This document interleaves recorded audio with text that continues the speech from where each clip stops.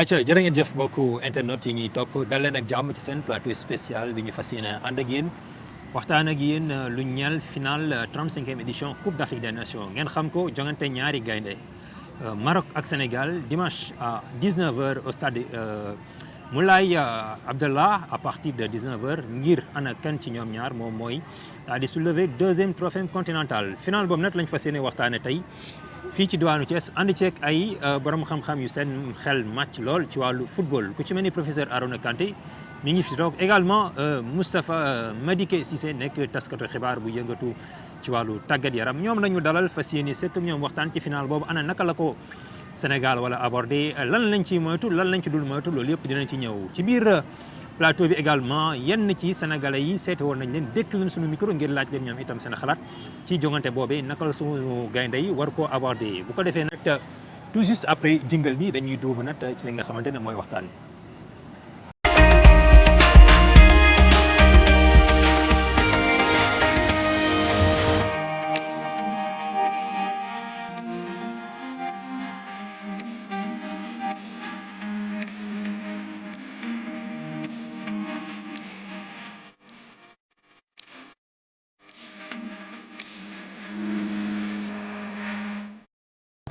acca bu ko defee Madické Cissé maa ngi lay nuyu di taskatu xibaar ganu suba mooy dalal ganu ngoon kii ci biir kër gi la bokk. acca ñu bàyyi la nga nuyoog internet yi. je pense que ni honneur bi professeur lañ ko waroon a jox. mais comme ni nga waxee rek comme si kër gi la bokk ñi koy nuyu moom le professeur Arona Kanté di am mbégte lool di bokk ak moom li nga xam ne moo di plateau bi Mbaye yow aussi di la nuyu di jaajëfal aussi invitation bi. liggéey bi aussi am na solo. comme ni nga waxee rek di nuyu aussi le cadreur di nuyu aussi les Sénégalais di nuyu aussi internautes yi suivre la chaîne. ça se voit que ni le moral est bon. super bon man je pense que ni final moom amatul lu ñuy tiit quoi et la pression je pense que dañ ko war a transférer même les Marocains donc ñoom ñoo war a gën a am pression si li nga xam ne moo di final bi puisqu'ils jouent à domicile. ñun li ñu koy wax rek. nous avons les cadres donc xam nañ ni ñuy duggee si li nga xam ne moo di final bi ce sont des habitués quoi tàmm nañ ko. En tout cas depuis le début de la CAN il joue à domicile et il s'en sort bien pour le moment espérons que voilà dina demee autrement cette fois-ci alors professeur Arona Kanté gars yi namoon nañ la bienvenue ma bàyyi la nga nuyoog internet yi.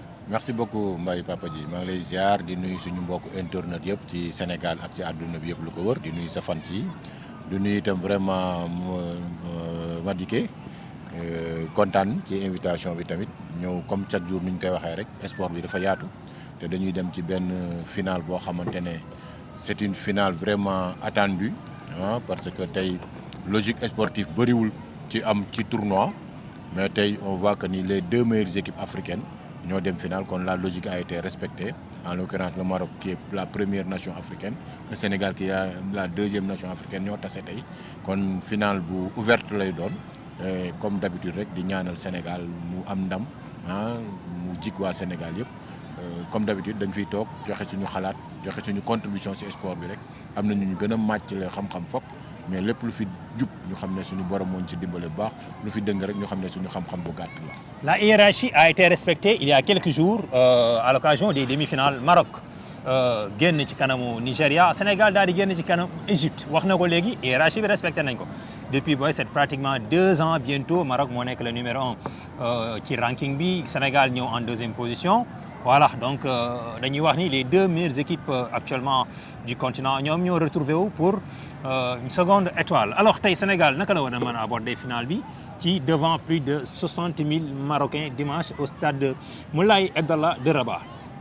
Oui, je pense que c'est une rencontre boo xam ne ce sera un match de football mënul weesu match de football peut-être au bout il y aura benn trophée boo xamante ne moom ngay gagner un titre continental mais je pense que l'objectif des deux équipes c'était d'atteindre la finale kon ce qui veut dire que ni mënul weesu match de football mënuñoo fexe ba changer les règles du jeu ce sera un match de football 90 minutes peut-être prolongation peut-être titre au but kon lépp mënul génn ci football mais tey je pense que préparation bi ñu ci war a def je pense que préparé wu nañ ko ci ba pare bu mu toll nii mënoo ñëw ba final ne da ngay préparé wu amul maintenant dafa am yoo xamante ne dañ ciy yokk dara mooy quoi la concentration je pense que contre Maroc tey bii match bi luñ ci gën a mën a génne mooy chaque jour dama koy wax football day toll fenn foo xamante ne concentration ak solidarité moo la ciy génne.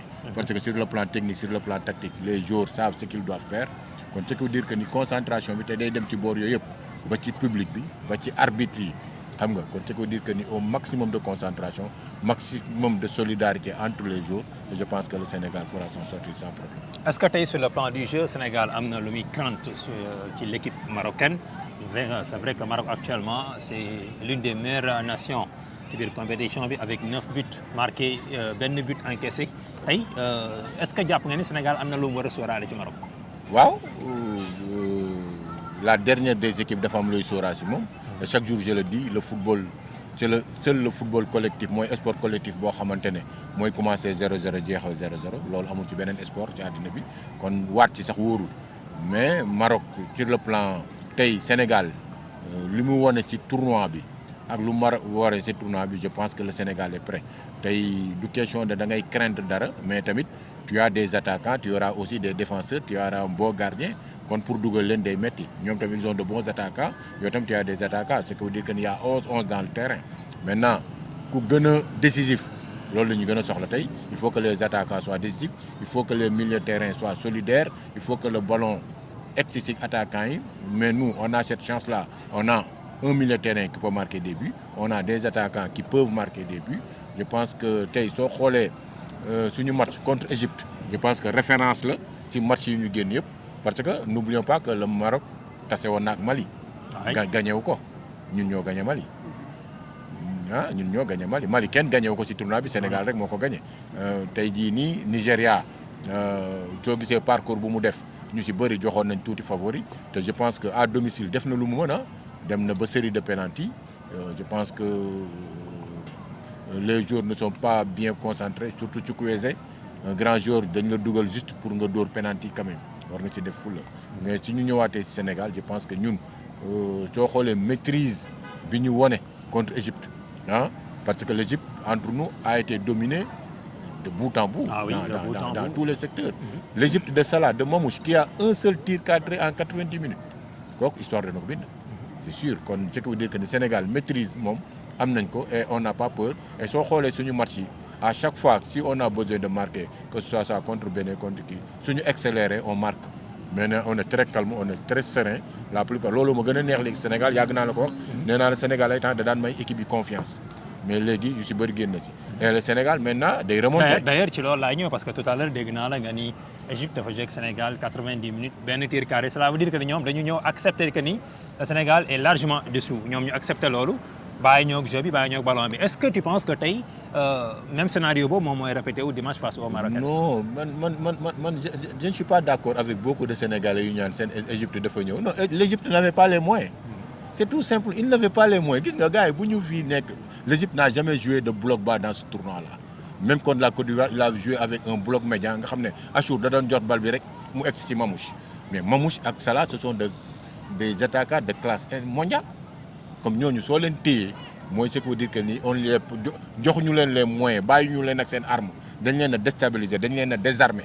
loolu c'est le Sénégal qui l'a fait c'est pas l'Égypte qui a accepté Égypte su saison day egg suñu camp. mais daf ko mënuloon amuloon choix mënu ko woon quoi tactiquement mënu ko woon maintenant Maroc ça ne sera pas la même chose parce que y aura le public danañ jéem a wuti dara mais quand tu as vraiment des joueurs tamit de classe mondiale yu nekk sa ginnaaw quand tu as Nicolas quand tu as Iliman qui élimine quand tu as Sadio qui est là qui peut marquer dans n'importe quelle position je pense que Maroc danañ xam te le milieu sénégalais dans ce tournoi là gisuma benn milieu bu mu den mën na ko dégg en tout cas merci beaucoup ci analyse bu pertinent bi nga xamante ne donc def nañu ko ci ndorteel bi alors tout juste après loolu je vous rappelle que le Sénégal est dans sa 3e finale en 4 éditions de Coupe d'Afrique des Nations et à chaque fois donc ce sont les pays du Maghreb voilà comme il faut le souligner aussi tamit c'est très important Madické Sénégal-Maroc match prévu dimanche à 19h alors mu nekk duel des lions tey naka la gaynde yi war a mën a aborder match bi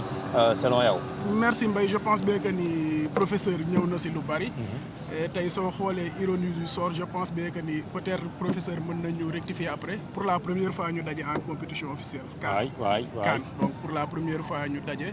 en CAN nag stade bu bizarre la quoi soo xoolee Maroc ak Sénégal depuis lors sur 23 rencontres je pense ñuy soog a daje en CAN.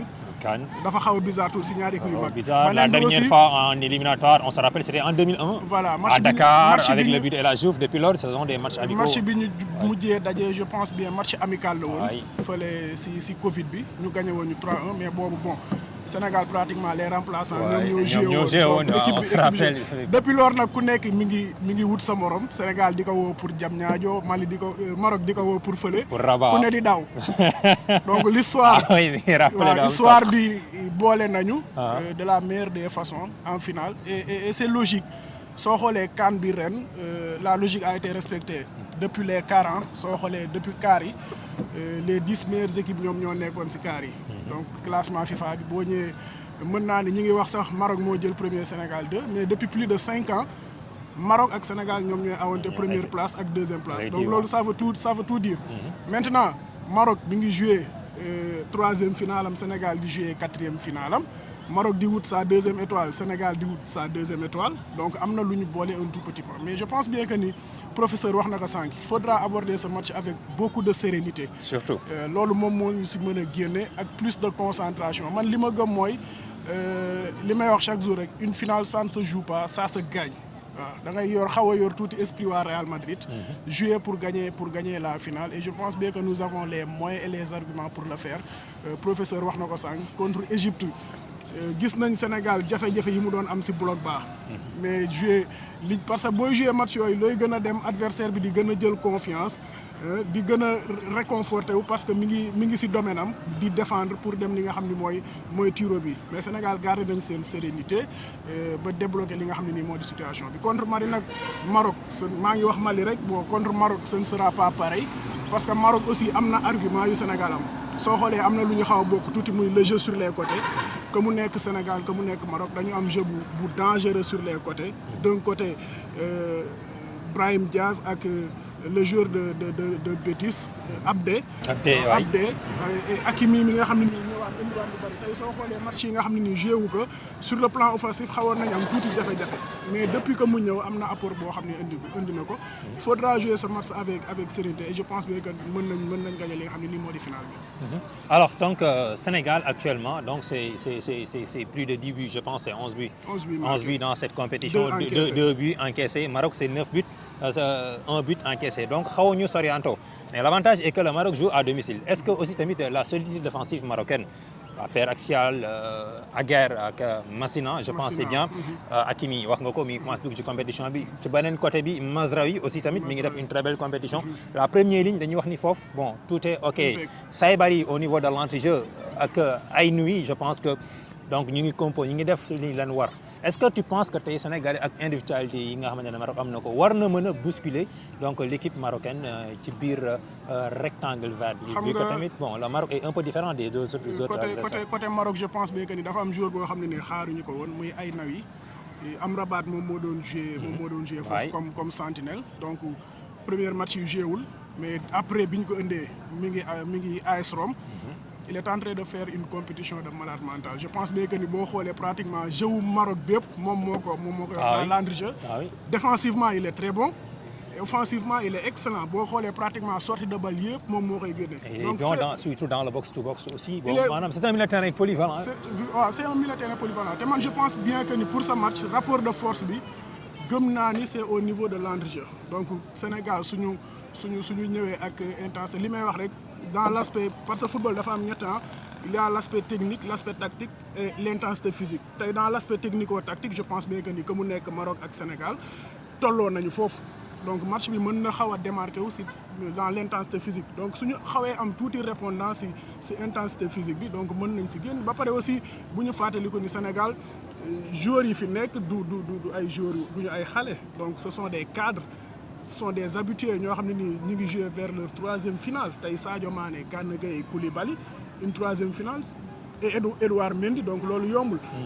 dans la solidité défensive je pense bien que ni Aliou Cissé si moom lañ gënoon a am solidité défensive. quoi suñ ko waxee. parce que il y avait Nampalys Mendy qui était devant la défense doon couvrir lu bari si Koulibaly ak ki nga xam ne nii moo di Abdou Diallo tey peut-être xaw nañ manqué profil boobu tuuti parce que mu nekk Gana Pape Gueye ak Habib Diarra mi doon joué ay joueurs lañ yoo xam ni ils sont un peu dans le box to box donc si sentinelle ba duñu xaw a taxaw tuuti mais match bi aussi day laaj peut-être Gana mu xaw a jël tuuti recul taxaw les deux autres milieux ñu dem tuuti parce que marocains yi dinañ ko fa am ay contre te dañu xaw a gaaw tuuti donc repli défensif bi bu xawee yéex mën nañu indil foofu jafe-jafe. Voilà, justement ci loolu laa doon bëgg ñëw parce que wax nga ko léegi Gana en position de sentinelle devant la défense pour sécuriser notre défense mais on a vu que depuis le début de la compétition depuis que Sénégalais yi di wax ni Sénégal dafa war a retrouver wu ak le milieu à 3 Pape Thiaw loolu la déglu c'est ce qu'il est en train de faire mais gis nañ ni milieu à 3 bi on joue avec un point basse Gana derrière ak ñaari milieu terrain Pape Gueye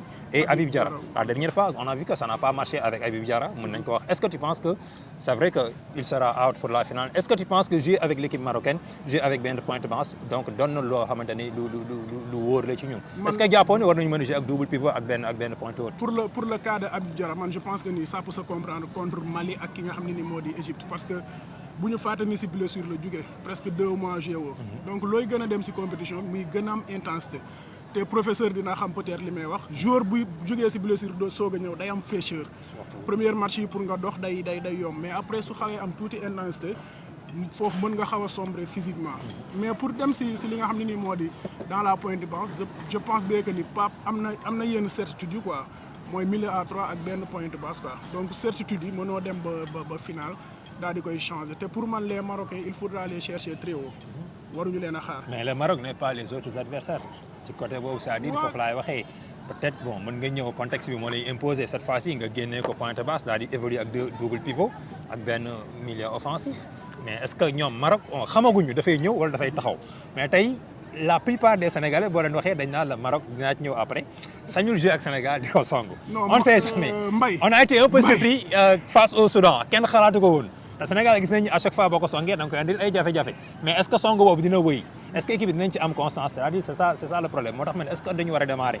ak benn sentinelle wala dañu war a taxaw ak ñaari double pivot pour pouvoir sécuriser notre défense. Maroc moom du taxaw xalaatuma sax mu taxaw parce que mënoo jouer à domicile ak équipe bi nga yor war a dem chercher le trophée parce que Maroc depuis 1976 jëlu ko waay ak li équipe bi di nekk équipe bu mag 1976 la gëj a jël trophée bi donc pression boobu yëpp di nekk seen kaw nekkul équipe boo xam ne nii day ñëw di taxaw li wër ba wër mooy day dem jëli Sénégal maintenant nag comportement équipe bi moom moo am solo c'est-à-dire match de football aussi le comportement avec et sans ballon est très important te final bi je pense bien que ni loolu moo si ëpp solo le comportement de l'équipe avec et sans ballon parce que bal bi tant que yaa ngi yor bal bi duñ la dugal xanaa nga dugal say camp mais moment bi nga xam ne nii yoroo bal bi foofu lañ la mën a dugalee donc comportement bu ñu yorul bal bi foofu moom moo et que le jeu marocain est beaucoup plus reposé sur les flancs comme ni nga ko doon waxee sànq. Abdé et Brahim Diaz mais foofu il faudra que ñun ñu imposer leen à ce que ñoom ñu défendre au lieu que ñun ñuy défendre sur les côtés ñoom ñu défendre parce que bu ñu indee Sadio Mané Iliman Ndiaye bon potentiellement moom mooy jouer parce que si continuité bi lay dem. Bien sûr. mais ñoom ñoo war a imposer à ce que les Marocains sur les ailes ñoom ñu défendre ba Hakimi au moins du tala dem tukki. di jéggi ligne parce que quel que soit Alpha Hakimi c'est un plus dans l'offensive tey c'est un joueur à vocation défensive mais apport bi muy am offensivement loolu pratiquement benn latéral amu ko donc il faudra à ce que ñun ñu imposer que mu défendre ba du tala dem tukki. C'est très important imposer Achraf Hakimi le Parisien pour ne pas franchir la ligne médiane loolu la ma diggee di wax loolu nag bon suñu joueur de couloir yi ñoo koy liggéey on verra en tout cas donc professeur dégg nga li mu wax sur le plan tactique Maroc dafay évoluer ak benn Sénégal dafay évoluer ak benn pointe basse à l'occurrence Idrissa Gana Gueye est-ce que final bi noonu lañ ko war a aborder parce que gars yi nee nañ Maroc day ñëw suñu kaw est-ce que bu ñëwee dañu war a bàyyi Idrissa Gana Gueye seul devant la défense wala dañu war a jouer ak double pivot moo xam soit Pape Gueye la ñuy mettre wala Lamine Camara accompagné de Gana bàyyi benn milieu ci kanam yow ci côté boobu lan nga jàpp. non je pense que Sénégal du doxee noonu loolu moom c'est sûr à 100%. Je pense que le milieu à 3 mooy continuer on n'aura pas de double pointe parce que on ne change pas je ne sais pas un système qui marche bien pour le moment xam nga kon tey mënuñ jël risque ñëw démarrer loo ñaari sentinelle pour am benn kii parce que on l'avait essayé au début noonu la Iliman Ndiaye joué en position de 10 là en ce moment les Marocains sont très vifs mun nañ avaler ce milieu de terrain parce que soo tegee ñaari sentinelle dans leur psychologie mooy yaa ngi leen di défendre te psycho loolu daf ci am solo kon suñ tegee ñaari sentinelle rek day mel ni dañoo ragal Maroc et pour man loolu du affaire bi lan la mooy ñun ñooy attaqué ji Maroc c'est que c'est ça le problème te la meilleure façon de se défendre en football c'est d'attaquer kon Maroc pour nga duteloo ko da nga koy attaqué soo ko attaqué en ce moment là dana xam lan la war a def mais je pense que le milieu qui se dessinera c'est sûrement Gana Gueye, Pape Gueye, Lamine Camara va démarrer parce qu'il y a l'absence de l'autre là, Habib Diarra. Habib, il faut le comprendre, il a fait ce qu'il pouvait. Maintenant, attaque, je pense que nous allons continuer. Je pense que Iliman va démarrer encore. Jackson avait fait un très bon match. Très bon match. Sadio, il est toujours là. Maintenant, on a deux arrières latéraux, on n'a rien à envier. Sur le plan peut-être de la saison dernière, peut-être Hakimi est un peu au-dessus, mais pour cette CAN-là, je pense qu'on n'a rien à envier au Maroc. Et je pense que sur le milieu, j'en suis sûr que sur le milieu, c'est fort milieu Maroc. Et sur une attaque, c'est puissant, attaque Maroc. On a une attaque très puissante. Surtout sur les statistiques. Le Sénégal qui marque beaucoup plus. On a une attaque logiquement, affaire bi doon gêner Sénégal. Je pense que la génération de 2000 dañ ko dindi mooy ragal boobu ñu amoon ñoom El Hadj Diouf dañoo faxas lool ci africain yi dañoo ñëw imposer wu ñoom loolu la ñu gën a dimbalee dañoo ñëw moo tax ñoom Sadio bu ñu écloré rek dañoo continuer ci schéma boobu Sénégal ça fait longtemps qu'il muy voyager kenn gagné ko. L'équipe marocaine Abdé Brahim Diaz. Donc ci côté yi foofu la danger bi di jógee toujours. Non Abdé est-ce que jàpp nga ni El Hadj Malick Diouf comportement bi mu am ci Salah keroog souvent ba mu neex ko muy jéggi di créer surnombre avec des dédoublements extérieurs yooyu da ko war a andiwaat ou bien dafa war a cette fois-ci ne pas franchir la ligne médiane pour pouvoir bloquer ki nga xamante ni mooy son Mbaye loolu yëfu ragal la non loolu yëfu ragal la di wax sa défenseur taxawal bul dem centré non loolu suñ ko defee ñu lekk ñu non da ngay dox seen kaw El Hadj Malick dara waru ko mun a teree dem centré mooy comme Hakimi rek Hakimi yow gars yi dañuy wax mais dara mënu koo teree dem moom bien bon nga sax nga di ko ci kaw. Je pense qu'avec Sadio Mané sur le non flanc day dem Hakimi nature football am la il est comme ça il est très défensif mais nature am la Maroc yoree bal bi day xool nu muy demee kooku moom bul sonn kon ce qui veut dire que ni quand tu as le ballon tu n'as pas le droit de dire que ni waruma dem parce que yaa yore bal bi. léegi ñun bu ñu yoree bal bi. bu ñuy dem est-ce que dañuy summeeku doo dem. wala El Hadj Malick jëwriñ dafa war a am na mu demee buy dem ci yan base ay demee. ak fan la war a demee. fan la war a taxaw solo mais loolu combinaison yi ñoo koy laaj. combinaison yi ñoo koy laaj parce que duñu yore bal bi côté droite El Hadj Malick fakk dem non si on joue dans son côté dédoublement day am par force te day dem en ce moment là Gana day rabattre fatt foofu. C'est ça parce que bul fàtte ne on a un axe gauche boo xam ne day dem Gana dugg ci digg bi noonu lay demee parce que ñun suñu yoree bal bi amuñu droit xalaat bañ a attaquer quand tu as le ballon tu n'attaques pas quand est-ce que tu vas attaquer non quand tu as le ballon même le gardien attaque. tout le monde est attaquant quand on perd tout le monde défend seulement que man maanaam doute bi ma ciy xaw a am rek wala fi may xaw a ragal mooy que ni on va aborder la finale sans Kalidou Koulibaly c'est lui le stabilisateur de la défense ça il faut le dire mais tey quand par exemple benn El Hadj Malick bu dem moom dina xam naka lay organiser waatee ginnaaw gi ma xam ne en cas bu ñu contrer dina xam naka la koy organiser ci dans une fraction de seconde pour que ñu mën a bàyyi Marocains yi bañ a may Marocains ñu ak suñu camp mais avec l'absence de Kalidou Koulibaly je ne pense pas que c'est Moussa Niakhaté moom mooy jouer rôle boobu je ne pense pas que encore moins le jeune Sarr moom mooy jouer rôle boobu c'est-à-dire ci côté boobu moo tax bu ñuy attaquer maanaam quand on a le ballon par exemple sur le côté gauche avec El Hadj Malick Diouf naka la war a demee repli défensif aussi nan la war a demee c'est-à-dire man ci côté boobu laay xalaatee quoi. bon Mbaye professeur daanaka wax na ko man je pense bien que ni football dafa am lu ñuy woowee la défense permanente c'est-à-dire même bu ñuy attaquer aussi ñoom xam nañ ni ñuy attaquer parce que li ñuy wax la défense permanente doit toujours être à 3 donc jeu bi du nekk à gauche Crépin di dem jeu bi nekk à droite El Hadj Malick Diouf di dem bi day dépendre si jeu bi. donc jeu bi moom moo lay yóbbu parce que yoonu football la moom moo la koy imposer wax na ko sànq Hakimi day taxaw ak du taxaw jeu bi si boppam moo c'est un peu compliqué. moom aussi loolu la comprendre donc match bi bon gars yi ñu ngi wax blessure parce que du blessure diplomatique. parce que moi je pense que il a permis au boss de prendre ses marques. ses repères surtout ça man aussi gis-gis boobu laa ci am beneen bi aussi li ñu gisoon peut-être professeur moo ñu gën a seetaan son Pape Sarr il était un joueur très calme et très serein. Donc soo xoolee loolu am na tuuti si Mamadou Sarr et c'est un leader.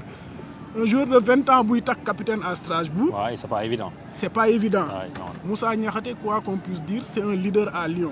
Donc tey boo xoolee dans les vestiaires, il fait les discours. Koulibaly dina ñu manquer, mais je pense bien que dans le terrain, tu as Gana, tu as Sadio Mané. Ce sont des cadres.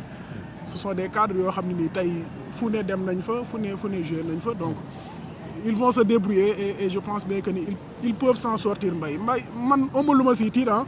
Peut-être ñu ni yëfu football la mais man au ma si pression quoi dina metti nag mais amul pression quoi. On va gérer zéro pression alors amis internautes on va souffler un tout petit peu def benn pause bu ndaw leen di bàyyi ngeen seetaan la réaction de certains Sénégalais donc andi nañu seen ay xalaat ci final bi nga xamante ne moom la ñu dëgmal naka la ko Sénégal wala aborder ngir jàll ci kaw Maroc bu ko defee nag dañ leen di bàyyi avec la complicité de nos réalisateurs ñu seetaan ñenn ci Sénégalais yi yële kàddu lu ñu yëkkati ñu teewlu ko daal di dikkaat.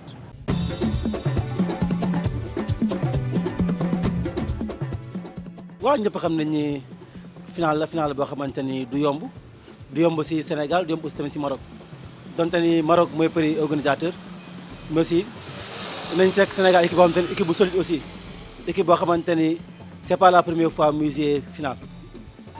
non final bu rëy la nag parce que marocains yi bon ñoom ay jàmbaar lañu ay footballeur lañu ba pare ñoom ñoo organisé xam nga organisé soo ko defee dafay am benn point booy am ci loolu benn sens mais Sénégal laa la wax Sénégal macha allah équipe bu baax la.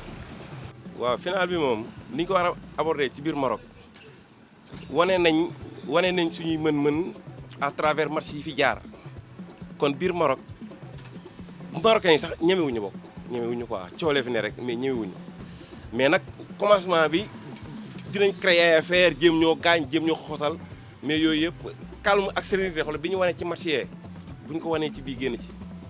final man moom wax dëgg yàlla moom am naa confiance ci Sénégal ba pare bu nekk ni ñu fubalee nii moom am naa confiance ñu ba pare wax dëgg yàlla moom te match bi incha allah moom dina neex te dañuy gagné incha allah si kàttanu yàlla suñu borom te yàlla mooy may ndam te nan naa yàlla Sénégal am ndam si kàttanu yàlla suñu borom incha allah. mais ñun ragaluñu Marocains yi parce que Sénégal équipe bi mu yor dafa wóor dañoo mën a fubal moo faale ñu leen dañuy gagné coupe bi ndam le rek.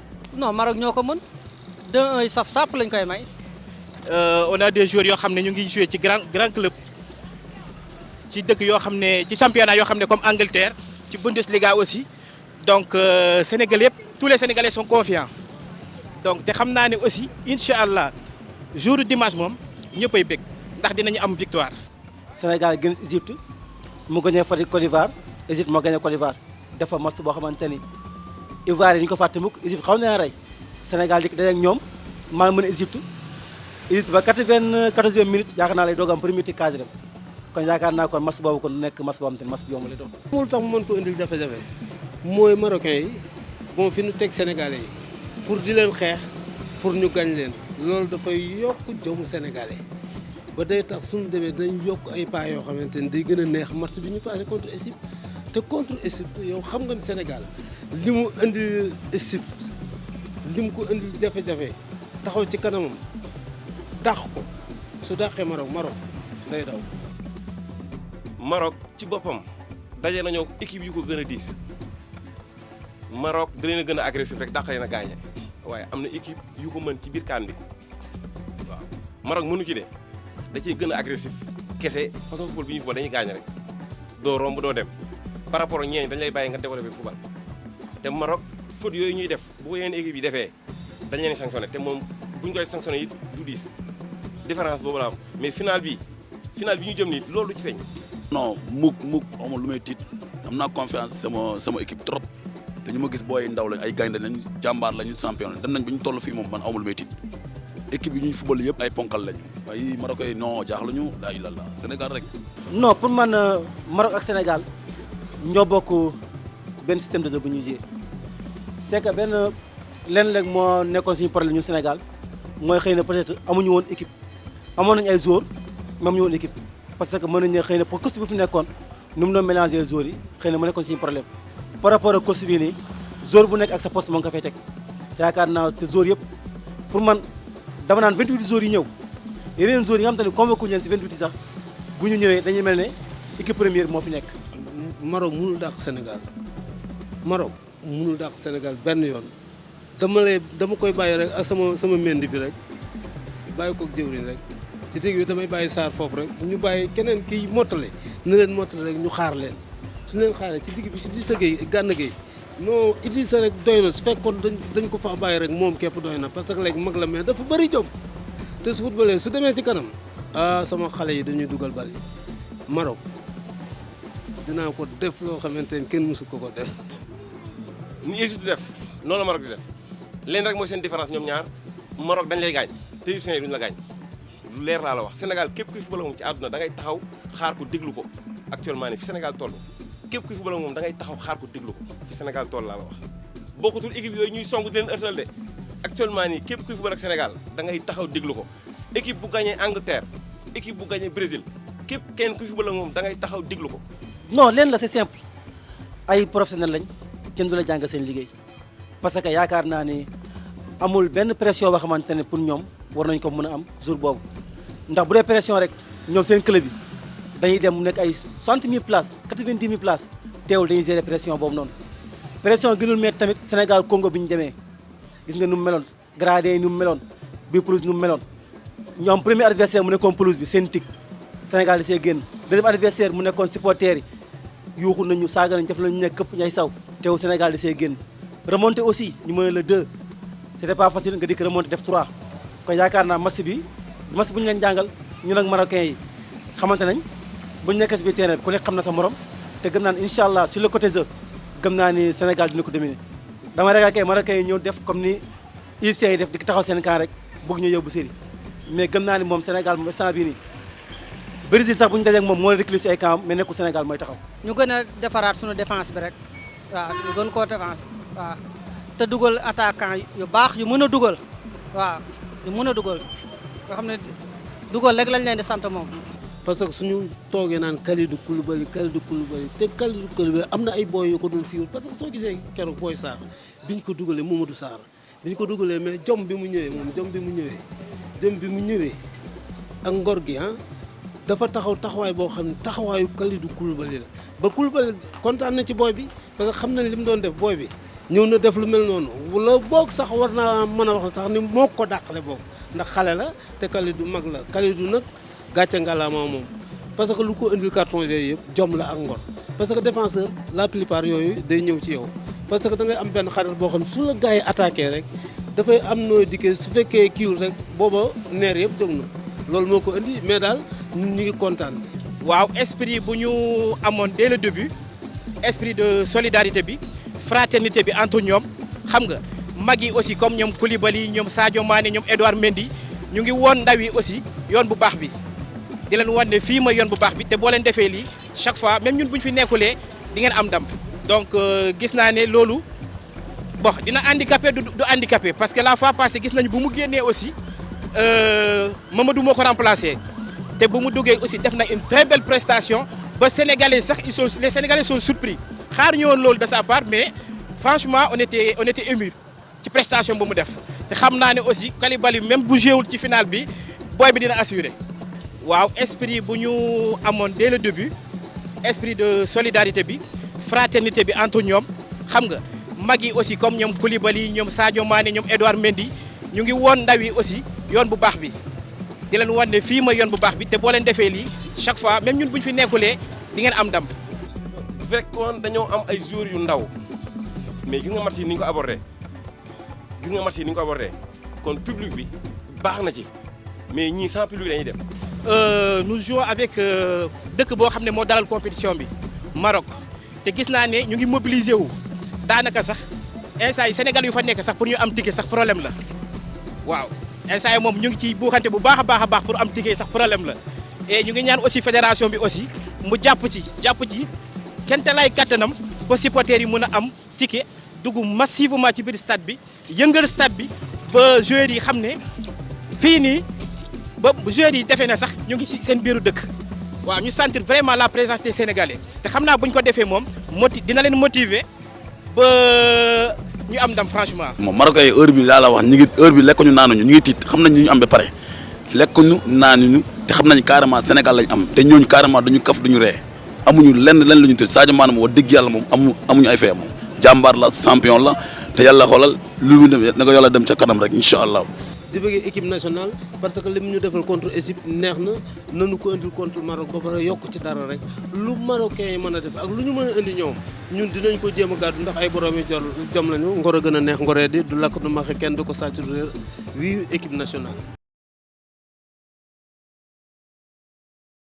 Voilà, donc ñoo ko déggandoo dégg ngeen la réaction des supporters sénégalais donc ci ñoom aussi bon très confiant même boo xoolee c'est la confiance totale dans le visage des Sénégalais Madické alors beneen aspect bu nga xamante ne donc bëgg nañ ci waxtaan moom mooy ci côté pression sànq am na ñu ko wax puisque le stade sera archi comble plein à craquer ça moom nañ ko xaar actuellement donc ci wàllu billetterie bi coow li commencé na les billets introuvables est-ce que dañuy wax ni sax yenn Sénégalais commencé nañ di dagg seen billet di ñibbisiwaat parce que toog fa sans nga dugg stade du la jariñ dara tey ci côté boobu est-ce que jàpp nga ni nañu aborder match bi à Kinshasa devant plus de 80 000 spectateurs noonu la ñu war a aborder final bi ci kanamu Maroc dina compliqué ci côté boobu lan nga am loo ci wax.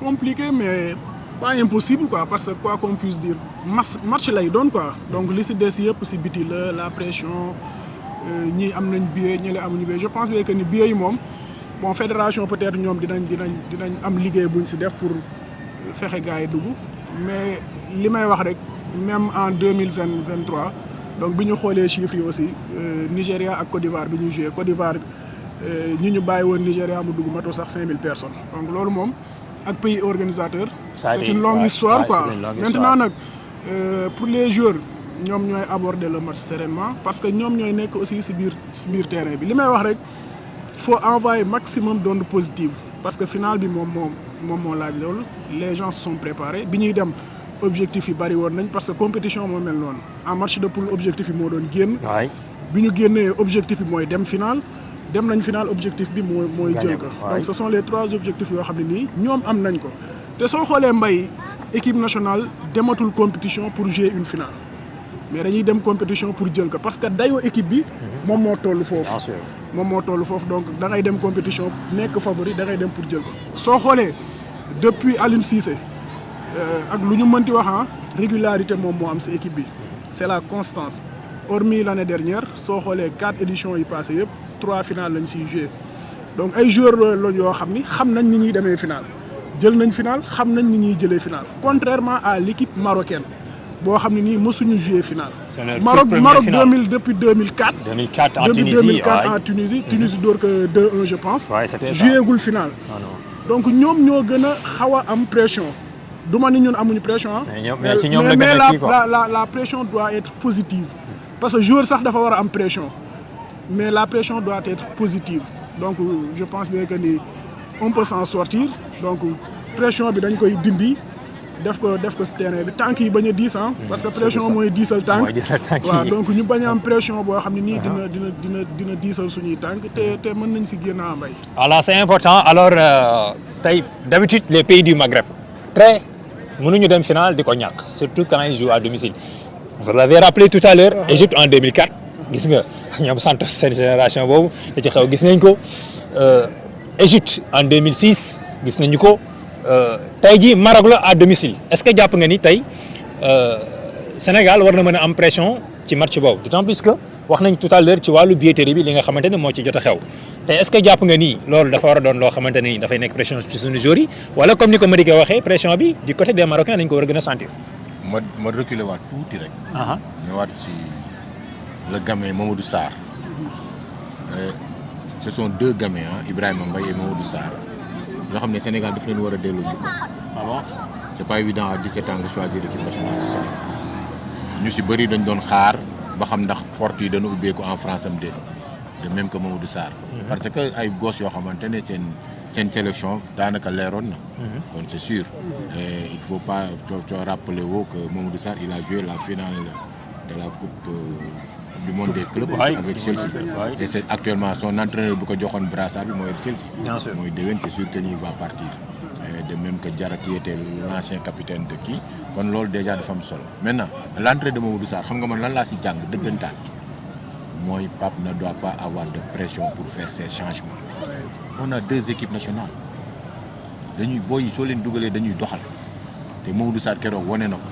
donc day delluwaat ci Pape ci waxoon 28 titulaires rek on a 28 titulaires kon moom nag yenn saa yi moo koy xaw a ragal tuuti rek mais bu mu ragal a def changement. mais xam nga lu ma jaaxal keroog ci match le demi-finale contre les Égyptiens sénégalais yi ba léegi dégg ma ñuy wax waxu Ibrahima Mbaye keroog match bi li muy kat dégg ma kenn ku ni non dafa waroon a dugg tax ba léegi dégg ma. non parce que bu Sénégal dugalee Pape dafa amoon ñaari choix. bloqué l'axe. bàyyi ñu bañ a yéeg moo tax mu delloowaat benn 9. il ne voulait pas utiliser Sadio Mané foofu parce que xam na ni Sadio Mané n'est pas très kii surtout tëb beeg yooyu moo tax rek dugalu ko. ay instant boobu il a un peu misé sur la défense xam na ni Ismaïla moo gën a am repli défensif que Ibrahima Mbaye xam na ni Chérif te xam na ni Sadio mag la demi-finale am boobu du ko dugal ba pare di ko ñàkk. kon yooyu yëpp ay aspect psychologique la yu Mbaye woon et les gens ont beaucoup compris man je me suis dit benn instant mais Mbaye dafa war a ñëw doggali Égypte 5 minutes mais après tu sais que ni loolu moo doon la bonne tactique et c'est passé le coaching est bon kon baax. Maintenant pour la pression je pense que ñun regarde notre équipe là. On a joué partout dans le monde. Partout. Man je pense que dootul ay 60 000. Coupe du monde. non waaw su la neexee bu ñu jox billet ñu taxaw xaar ci biti day gën a métti sax si ñoom. Ah bon? Ah oui. Sénégal defoon na ko Mali en basket tu te rappelles? Oui, je me rappelle bien. Mali bàccu ñu métti fii. biir Marius Ndiaye. On se rappelle bien. Guichet fermé. 2009. ñu bañ Mali yéen après 2009 c'est les 2013 2014. injustice je me rappelle bien. gars yi ñëw kii ko soo ko defee yàlla wan la. gars yi dóor yi métti fii ah. dañu dem ba ma ko ñu dóor yi métti. ñu ñëw fii gars yi tëj Marius Ndiaye j'étais là-bas ce jour-là. ci lañu woo sunu expatrié ñett ñu ñëw renforcer ñu mujjul fenn. voilà kon c'est pour dire que ni yooyu sport bi du loolu nañ tëj. sport def nañ ko sax huis clos fii ci Covid bi. bien sûr mën na sax bañ am supporter man quand j'entraînais les gosses dama leen doon wax su ma leen bàyyee ñu petit pare man leen gis naa fi ñaari titulaire ñu ne waaye coach man leen woy ñaari yu baax sax ku nekk di xoogale man leen bal bi ak terrain bi loolu rek mooy titulaire si football ndax bal soo amul 2 joueurs terrain soo ko amul 2 joueurs ñu si des ñëpp mën nañ cee manqué kon ce qui veut dire que ni pression moom man je pense pas que ni Sadio Mané Gana Gueye Niakhaté Edouard Mendy je pense pas que ni Ibrahima Mbaye avec Paris Saint-Germain Ligue des Champions Jackson Chelsea Bayern de Munich gisuma ne ñun dañuy am pression quoi Maroc moo am pression. Maroc moo nar a am pression non Maroc moo am pression bu rëy Maroc il faut qu'il gagne la finale. man je crois que ni pression Maroc jeex na depuis ci demi-finale bi loolu laa jàppoon na. mënul jeex. waaw parce que finale bi boo ko déggee finale benn match la. non actuellement mais est-ce que xam nga coach bi. waaw objectif bi ñu ko tegal mooy jël finale bi. jël finale bi loolu mooy affaire Maroc c'est une obligation mu gagner finale bi. c'est une obligation. ñoom ñoo gën a am pression. mais ñun fu mu toll nii suñu objectif moo doon ñu egg finale. peut-être man wax naa ko nee naa leen Aliou Cissé équipe bu mu fi bàyyi ñun soxlaatuñu ay demi-finale de. non waxoon naa leen daf ko bàyyi si level bu kawe actuellement nii finale rek. gagné ko wala suñ ko gagné wu tam ñu perte ko dans des conditions yoo xamante ne gis nañ ni teg nañ ci lii. lu leer naa ñu lay doon. mais je pense que une finale comme Sénégal Maroc non seulement dana nekk match bu serré dana nekk match bu étriqué kenn mënu ko naatable ñu bëri foogoon nañ ne Maroc Nigéria y aurait beaucoup de buts mais gis nga 0-0 pendant 120 minutes. un match très fermé même fekkee ne Maroc amoon na fa les quelques occasions. xaw naa kalaate. Et je pense que soo moytul dana répercuté wu ci match bi le Sénégal est encore beaucoup plus fraîche que le Maroc. ça c'est sûr c'est sûr kon ce qui veut dire que ni man pression moom entre nous joué wu ma ci. man lu may joué mooy sama système man lu may joué mooy sama schéma lu may joué mooy sama combinaison li ma indi man du ma xool léegi nag ñoom suñu yoree bal bi j'essaie de faire tout avec une bonne solidarité défensive ñu perdre seen bal pour moo mën leen a attaquer loolu rek mooy final bi. Il faut être très serein, il faut être concentré, super concentré à 100%. loolu moo ñu si génne laisser l'arbitre tout tranquille bañ fi di wax ay VAR ak ay kërën arbitre dem xool yi moytu yenn tacle par derrière yi et j'en suis sûr que ni actuellement et depuis boobu le Sénégal même a compris nous sommes très propres et je pense que Maroc am na problème. on pourra s'en sortir.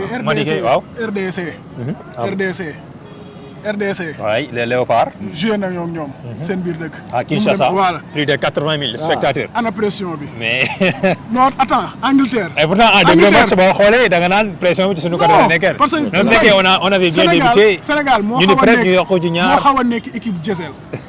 dañuy mel ni kuy yoot. waaw fekkee yootuñu. Angleterre en amical seen dëkk. mu fees dell ah nu mu demee woon. ça. c'est-à-dire niveau bi équipe bi di jouer nekkul équipe boo xam ne nii day am pression. et professeur wax na ko li fi Aliou Cissé bàyyi. Mbaye Sénégal mi ngi si je pense 17 matchs sans défaite. sans défaite 17 matchs sans défaite depuis en 2000 en Coupe d'Afrique. Ouais. 17 matchs sans défaite. tey soo xoolee depuis 2017 match yi Sénégal perd en compétition amul benn match boo xam ne adversaire bi da koy mën mais ñun ñooy ñëw trouvé wuñu la solution ñu dem toog 2017 Maroc 2019 Algérie benn bii la dugal taxaw Côte d'Ivoire bi mu ñuy dóor ñoo ko mënoon foofu mu gañe donc amul benn match boo xam ne nii Sénégal équipe bi day ñëw nekk ci kaw Sénégal gagné ko professeur wax na ko équipe nationale bi vitrine la pour le moment c'est-à-dire waxuma les 28 mais ñi ñu bàyyi mbay soo xoolee suñu réservistes yi. Mamadou Lamine Camara et Ousseynou Niang. je prends l'exemple de Mamadou Lamine Camara. Mamadou Lamine Camara. il serait titulaire dans plus de 50% des équipes yoo xam ne ñëw nañ ci CAN bi. bien sûr te li may wax fu leer laa ko. c'est très belle prestation avec la renaissance. wala 50 yi dafa ndaw. ah oui Mamadou Lamine Camara. donc loolu cela veut dire que. Ousseynou Niang qui joue en Ligue des Champions. waaw di jouer en Ligue des Champions. donc loolu cela veut dire que équipe bi talent bi mi ngi fi. talent bi mi ngi fi donc pression bi duñ ko am professeur wax na ko final bi faudra le jouer avec beaucoup de sérénité. Et surtout ñu réussir suñu entame de match man parce que chaque jour loolu laay wax Sénégal saa ñu suñu entame de match saa ñu ko réussir dañ siy génn saa ñu réussir suñu entame de match dañ siy génn beneen bi si des mooy il faudra être efficace dans les deux surfaces. surtout final la occasion yi boo gis nga contre Égypte occasion yi ni mu wàññee ko. looy gën a dem justement ci loolu laa doon bëgg ñëw on n'a pas eu d'occasion. waaw donc transition bi voilà compétition looy gën a dem occasion yi di gën a wàññeeku. di gën a néew waay. c'est sûr que ni Maroc mooy tane man pour man ëpp am occasion yu bari mooy si Maroc lay gën a yomb ko Égypte. c'est Égypte ah oui. je m'explique. Égypte dañuy jouer en bloc bas des fois en bloc médian Maroc day génn di la di jouer ji c'est sûr que ni mën nga ko contrer am ay occasion donc il faudra être efficace dans les deux surfaces bien défendre et bien attaquer défensivement on est costaud c'est vrai que ni xaw nañ am tuuti fébrilité tey. waay ça si match yi nga xam ne nii joué nañ ko depuis le début. man wax naa ko ça aussi dañ ciy ñëw parce que tamit loolu bëgg naa ko souligner ñun booy xool bon suñu défense bi parfois dañuy exposé wu. à l'image de Koulibaly Niakhaté ñoo fi daan nekk. parce que souvent quand tu joues avec des attaquants yoo xam ne dañu intelligent comme Brahim Diaz tey nga bàyyi ko ci benn largeur 7 mètres moom Moussa Niakhaté par exemple il n'a pas du fa nekk sa di chercher midi à 14 daf ko fay bàyyi c'est-à-dire aussi tamit ci côté boobu il faut que tamit ñu gën a xoolaat suñu organisation défensive. Mbay wax naa ko waaw des fois on est un peu exposé. lu tax mooy wax naa ko sànq si commencement bi je pense que bàyyi woo xel. Nampalis bi fi Aliou Cissé di nekk Nampalis da doon def le gros travail devant la défense tey Gana Gueye je pense que ni mu ngi joué foofu mais Gana pratiquement c'est un joueur box to box. tey dans l'effectif dañu xaw a am profil yoo xam ne nii dañu nuroo peut-être Pathé Ciss moom moo xaw a am un peu le profil différent qui peut jouer devant la défense malheureusement Gana il fait une excellente CAN donc mënoo Gana mënul génn te tey pour nga associer ko moo Gana day xaw a compliqué. ndax lan muy compliqué mais ça ci la bëgg ñëw. waaw mais tey xam nga lay wax ni est-ce que duñu jouer ak ñaar devant la défense. non du doon moi je parlais de Pathé Ciss même Pathé Ciss bu ñëwoon je ne pense pas que ni ñaar lay doon Gana moom mooy avancé. parce que Gana mën na def loolu. Nampalis bi muy joué Gana moom moo doon avancé di dem di fekk. Pathé Ciss wax naa ko keroog si demi-finale bi man moom laa doon indi devant la défense. ah oui pour épargner Habib Diarra lii nga xam ne nii am na ko peut-être bu doon Pathé moo ñëw Habib Diarra il serait disponible en finale. pour la finale effectivement donc tey Pathé Ciss bu ñëwoon devant ça aussi c'est une surprise man je croyais que loolu lay def donc Pathé Ciss devant la défense il va sécuriser la défense. say ak centraux dina fexe ba bal transition yooyu ñi gars yi di def dina ko jël repli défensif yi dina ko fa fekk mais li ma la wax sànq malheureusement Gana mi ngi def CAN bu baax Pape Gueye aussi mi ngi def CAN bu baax keroog l'entrée de Lamine Camara ñëpp gis nañ ni def na entrée bu baax donc je pense bien que ni si base boobu lay demaat mais défensivement aussi même bu dee am na ay quelques fébrilités 2 buts lañ jël depuis 2019 je pense Sénégal amul CAN bu mu encaissé plus de 2 buts ah. Non, pour la première fois en 2019 c'était un but. 2 buts la woon. 2 buts contre Algérie en phase de poule et en finale. Et puis en 2021. bi ñuy jël 2 buts lañu encaissé woon Mendy mosul encaissé lu ëpp 2 buts ah. Mendy mosul encaissé lu ëpp 2 buts donc défensivement on est là Mendy aussi il est présent lu ñu mën di wax nekkul si Mendy prime. mais mi ngi def le boulot. mi ngi def le boulot alors dernière question chers internautes ñu neew ci dernier point bi avec les prestations double XL de Sadio Mané ça il faut le dire ci dernière CAN bi gis nañ ko en taille patron keroog moo ko lijjanti Sadio Mané aussi tamit ñu ngi koy xaar ci finale bi Madické. waaw xam nga boo nee le joueur le plus décisif de ce 21e siècle. waaw ça veut dire. Mbaye nous on peut se vanter ah. parce que tey boo xoolee muy si stade muy si lépp Sénégal mi ngi si kaw quoi. te génération bi am na fu ñu yóbbu équipe bi. c'est le moment aussi ñu jaajëfal leen Aliou Cissé liggéey bi mu def ak équipe bi depuis génération bi li ñuy def je pense bien que am na fu ñu les gosses dañuy ñëw rek daal di kii donc avant CAN bi wax yi bari woon na. gars yi ñu ngi doon wax les cadres Sadio Gana mais tey ñi gën a dox si CAN bi ñan la. les cadres c'est Sadio et Gana. waay Crépin à côté.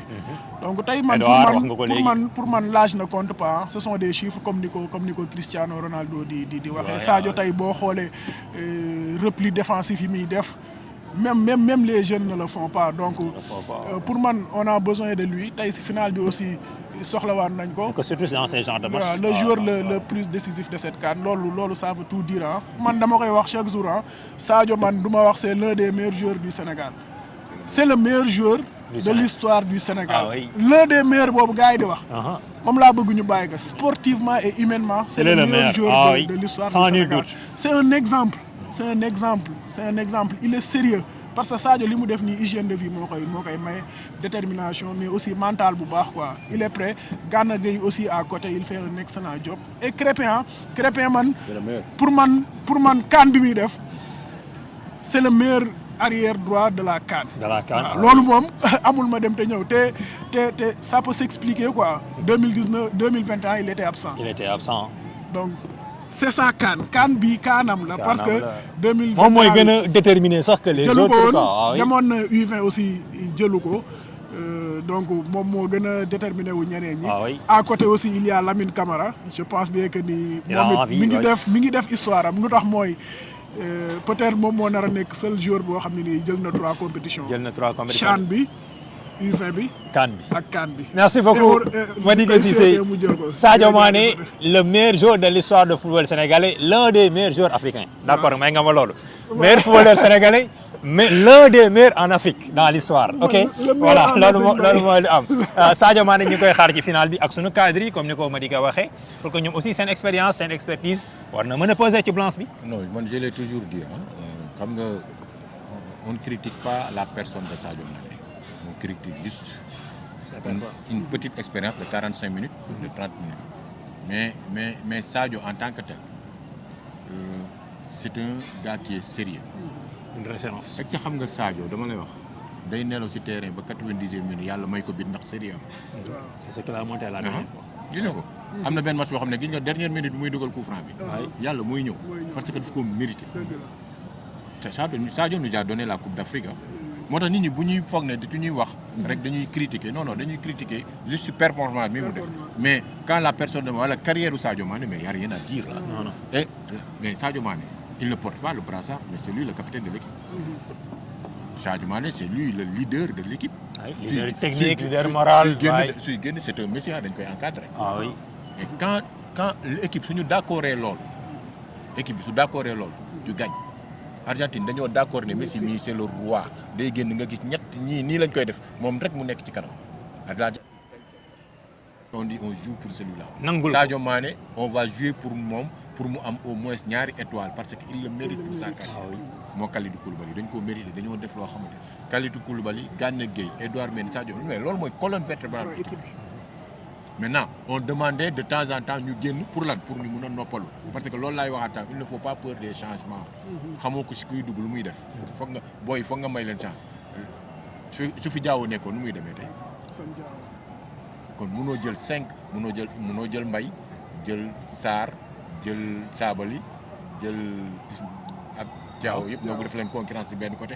bàyyi Sadio Mané kese fi Sadio Mané kenn soxlawuñu concurrence bi ñoom mais pour muy sonn parce que man keroog bu may débriefé match bi contre Égypte dama ne voilà le match de Sadio Mané ak Gana Gueye man match ay contre Botswana Zimbabwe yooyu bul dugal Sadio Mané booy dañ koy lijjanti mais Maroc bii dama la koy wax fii tey match Sadio Mané la Égypte match Sadio Mané la bii di ñëwaat match Sadio Mané la ah et c'est dommage que son ami n'est pas là capitaine et je dis qu'on va jouer aujourd'hui pour capitaine Koulibaly pour lui rapporter la coupe. On va jouer également pour Inch'Allah. Les autres aussi vont jouer pour mais Sadio bien Mané. sûr dañuy indil coupe bi mu jël brassaaram yëkkati coupe bi Inch'Allah. C'est important. Yàlla may na. Alors c'était tout amis téléspectateurs amis internautes li moo nekkoon taxaw seetlu ci plateau spécial bi ñu leen jagleel ci lu jëm ci finale 35e édition Coupe d'Afrique des Nations Sénégal Maroc prévu dimanche à 19h au stade Ibn Battuta excusez-moi Moulay Abdallah de Rabat voilà je pense que les Lions dem nañu bien arrivé à Rabat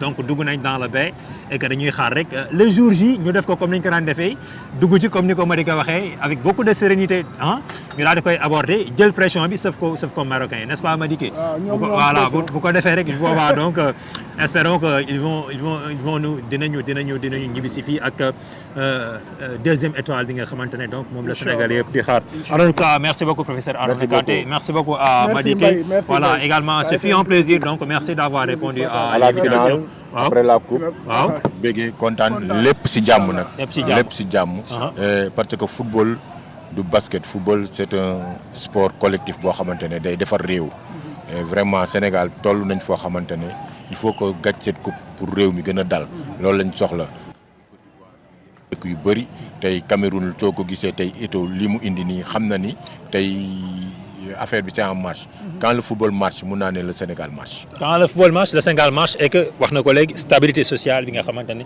football daf koy andi ci réew mi actuellement. waxatuñu leneen élange économique. ah oui koppar la de gars yi ñooy gis topp si bal bi daw. des milliards mais xam nga tey 10 millions $10 milliards je pense xaw ma 10 millions $. yokk nañ ko donc. c'est un levier économique. voilà donc. ak économie bi nekk ci biir réew mi may drapeau yi. 10 millions $. pour ku gagner li nga xam ne ni moo di CAN bi 7 millions $. la woon. waaw bële passé mooy Côte d'Ivoire bi mu koy gagné donc en 2025 10 millions $.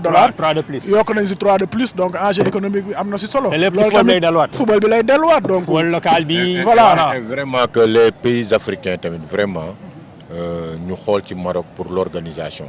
vraiment stade yi vraiment y a rien à dire maintenant ci côté humain moom ça restera toujours côté humain y aura toujours des failles arbitres mais nag les éléments techniques yu ñu soxla organisation vraiment chapeau au Maroc. Chapeau aux Marocains vraiment donc comme ni mu ko waxee alors amis internautes c'était tout pour ce plateau spécial ñu jox leen rendez-vous peut-être après la finale ñu toogaat fii daal di koy décortiquer toj yax bi avec sunu experts yi en compagnie d'autres experts ñu gën ko yaatal. acca jaa ngeen jëf ba beneen yoon ci beneen numéro.